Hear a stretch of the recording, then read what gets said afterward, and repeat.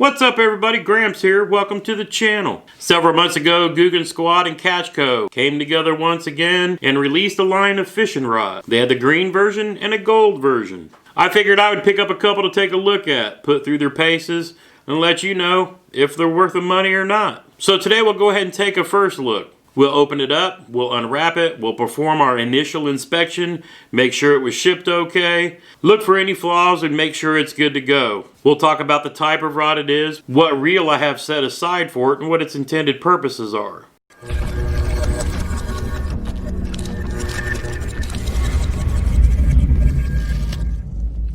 Alright, so first things first, if whoever you're buying rods from doesn't ship it in one of these hardened tubes or in one of the hardened triangle shipping containers, they're doing it wrong. I've made the mistake a few times. I don't really recommend buying from Dick's Sporting Goods online. Go to the store and get them if you can. Or like on Amazon, they just use cheap cardboard boxes and throw it in with some paper, and that doesn't protect the rod at all. There's two things I always look for: cardboard tubes or triangles, and do they tape the butt of the rod to the bottom of the container. Now, why would that be important? If the butt of that rod is taped to the bottom of the container, the rod can't shift up and down in this tube where the tip bangs against the front and gets broken. But a single piece of tape where they tape the butt of the rod to the bottom of the tube will keep the butt against that cap, but protect the tip up at the top from banging in the other end. So let's open it up and see what they did here. I'm going to shift this so that I have what I hope is the bottom of the tube here on the table with me. The bottom of this one's actually crushed a little bit.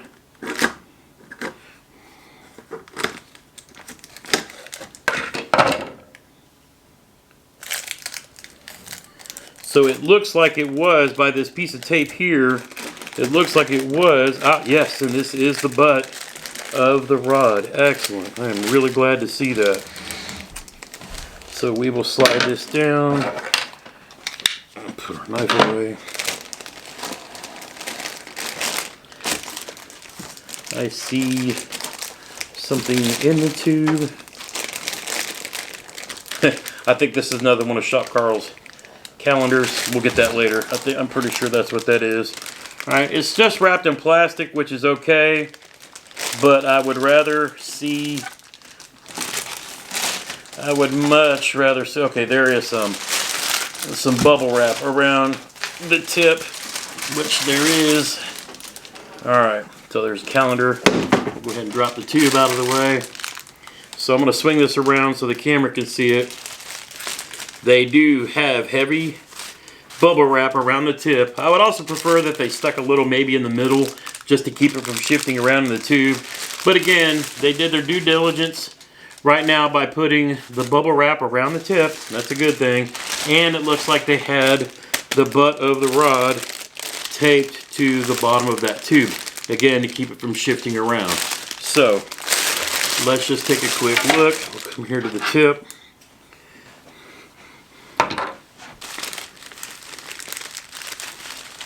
That just slides out of there. Good. Looks like the tip is in really good shape. And I am just slowly inspecting, and I'm going to take a much closer look here in a minute. I'll go ahead and pull this out of the package.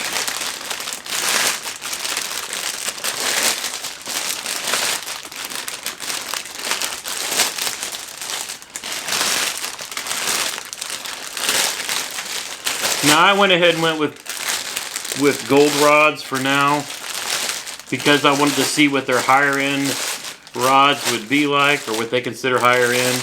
They have the Googan Green and they have the Googan Gold. I'm a guy who likes cork. Feels good in the hand. And we'll talk about the various components.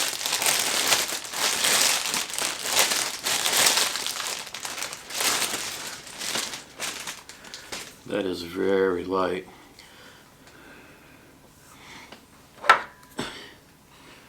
Pardon me, I go back and forth between glasses and no glasses. The guides are on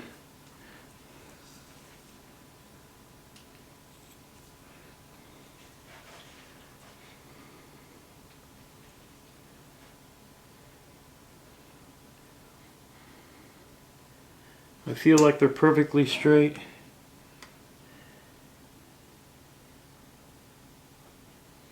Which is important for casting distance. What you want to check on is to ensure that your guides are straight, because if they're not, it'll take away from casting distance. So once I look at the initial alignment of it, and again I'm going to take a much closer look, I'm going to check, first I'm going to check each of the guides individually. And what I'm looking for is to make sure that banging around in that tube, none of the inserts for each of the guides got knocked loose during shipping. Anytime you buy a fishing rod from a store, since you can get your hands on it before you walk to the cash register, do these inspections. Don't just assume that everything's okay. And in today's world of curbside delivery, if the person comes out and drops a rod in the bed of your truck or your back seat or whatever, before you leave the store, make sure your guides are straight and make sure all of the inserts are there. Do a really thorough inspection. It only takes a few minutes. If you notice something where it got banged up in shipping or even handling from going from the back of the store to your car, you want to be able to trade it out right then and there. If you're somebody like me, my nearest Dick's Sporting Goods is 35 minutes away. I don't have to make that extra drive again if I don't have to. I want any problems corrected right then and there. But since this rod was shipped, I'm going to do a very thorough inspection just to make sure the guides are straight, and then each of the inserts are in there, and then we'll go through and we'll talk about the actual rod of itself.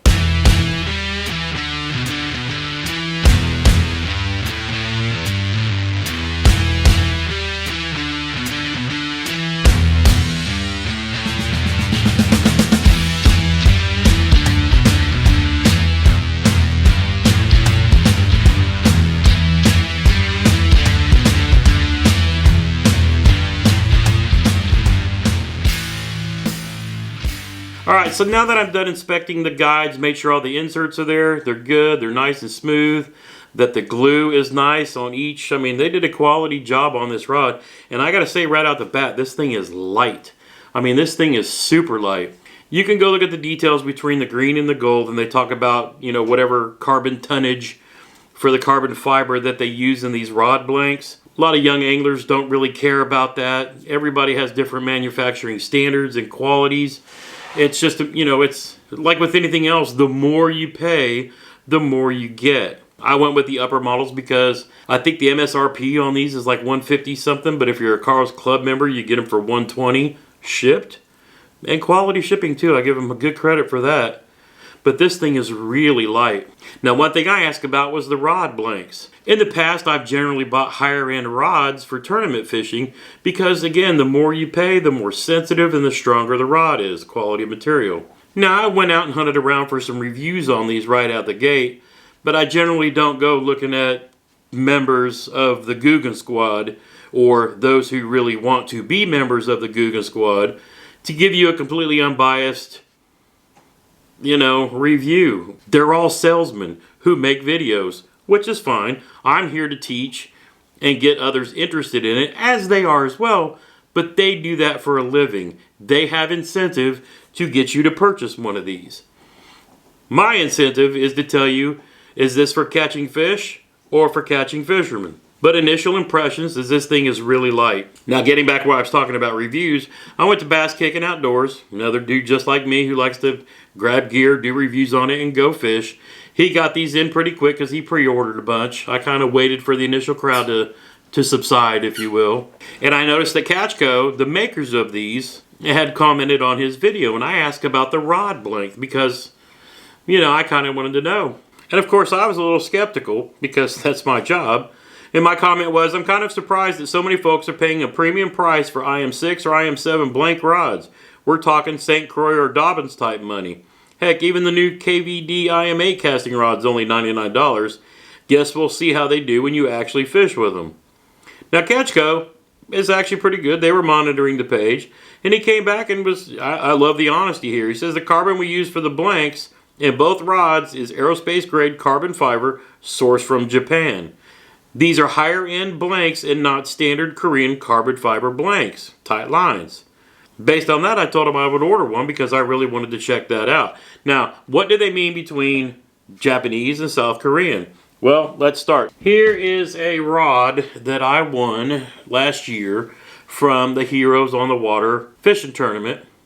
And it's from TFO Outfitters down in Texas. This rod is made in South Korea. There's actually a really good video on how they make and roll these carbon fiber rods. But this is a 7-foot medium heavy rod with, you know, carbon fiber blank from South Korea. I know because I watched that video. I'll actually link it down below if you want to see how carbon fiber rods are made. It's really kind of cool to watch. But again, this is a 7-foot medium heavy rod, and this 7'5" rod is actually lighter in the hand. I mean, noticeably different. So while I don't know the details about the rod blank itself, other than them telling me that it was made from higher end blanks from Japan, well, I mean, what other rod and reel makers that we know come out of Japan? I know Shimano's one of them. But this thing is really light and it feels really good in the hand. So let's talk about this rod and its purpose. This is the 7'5" heavy, fast action muscle rod. Why did I buy this? Well, if you go back and watch this video about the new Lew's skipping pitching reel, I wanted a rod to kind of go with that. And hey, what better time and opportunity to test out a new rod with that reel than these new Googan Gold rods. I mean, look how light this is. It's like nothing right here in my hand. I mean, but this thing is so light. Now, like I've said before, one of the things I really like about what Catch Co and the Googan Squad do is focusing on young or new anglers. It's not all about youth always, but new anglers, folks who haven't fished their whole lives, but are learning a lot of these techniques and just don't know how to pair up what kind of reel with what kind of rod in various different fishing techniques. Again, the point of Fishing with Gramps channel is to teach a lot of that stuff. And I'm going to utilize companies that focus on that same line of thinking. So here again, they've come out with a line of rods. I believe there's 5 on the casting side and then 2 or 3 on the spinning side. And well, I'll let them explain that real fast. We've collaborated with Catch Co to develop a line of fishing rods that simplifies fishing as a whole. The first thing we did was develop a system that breaks down fishing into 5 basic categories: reaction, muscle, twitch, finesse, go-to. The Catch Smart rating system on every rod displays its techniques at its best for, but also its main purpose. Reaction is moving baits, usually something with treble hooks. Muscle, that's lures you need to set the hook hard on. Twitch, that's going to be your top water style baits, your small hard baits you need to move side to side with the rod tip. Finesse, obviously little soft plastics, little jig heads, maybe small hard baits. And go-to, which is a wide variety of your medium-sized go-to style bass lures. So again, one of the things I like as someone who wants to teach new anglers how to fish is the thought process that Catch Co and the Googan Squad came up with when they came out with their line of baits and these rods. This is the muscle rod, 7'5", heavy, fast. Now if I were to say that to a new angler, that would go right over the head. They wouldn't know anything about what I'm talking about. What kind of baits is this targeted for? They created bundles of baits specifically to use with each of the rod. So if somebody was brand new or wanting to learn a new set of skills or type and bought one of these rods, they could actually pick up a bundle kit for under $30 with a specific set of baits to use with each of these rods. Now, if you want to see what's in this bundle, hey, that video will be posted up here. But for now, let's talk about this rod and what its intended purpose is for me. Now going back to the little Catch Smart booklet that came with this rod, let's see what they say that this is designated for. The heavy power and fast action provides strong hook sets, and the extended rod length adds leverage during the battle. So we talk about heavy action, we're talking about the first probably 3/4 of this rod, the backbone of the rod, the meat right here. There's not as much flex here at the bottom, right? But when we get towards the tip here, we talk about this fast action, this tip right here. And yes, that rod's not resting on anything. This is the action right here. So you see the tip is more flexible there, but the meat of this rod is back there. It's for slamming those hook sets, driving that hook into the fish's mouth. So this rod's primary purpose is for jigs, big Texas rigs, those Mondo worms, those Kraken craws, things like that. You can also throw some topwater frogs. Probably be pretty good for swim baits as well. So that's why it's going to get paired up with this loose skipping and pitching reel. Alright, we'll get her tightened up. Got this click reel seat. We'll see how well that holds up when it goes. It's got a nice bait keeper. I love these that's not just the actual closed-in hook. So first impressions, I have to say that I'm impressed. It actually fits really well in the hand. It's very ergonomic. I'm one of those in a pitching and flipping and skipping rod. After I make my cast, once I switch it over to my left hand, I've generally got most of my fingers forward and a finger underneath the line or my thumb on the spool to feel the bite. But I mean, it feels very well balanced. And again, this rod is very light. But again, quality can only be tested with time and use, which is what we'll do. But this video is all about a first look video. My initial impressions so far, I say money well spent. No regrets. But we will put this rod and reel combo to use come springtime, put it through its paces, and follow up later with an actual review. Have any of you picked up the Googan Squad rods yet? Drop me a comment down below, tell me what you think. Or if you're waiting to buy, tell me if this is something you might be interested in. But for me, I've got a rod that I'll test out my skipping and pitching reel with come springtime. If you like videos like this, be sure to hit that like button. It goes a long way to help YouTube promote it to people looking for content like this. Until next time, stay safe, get outside, get to fishing.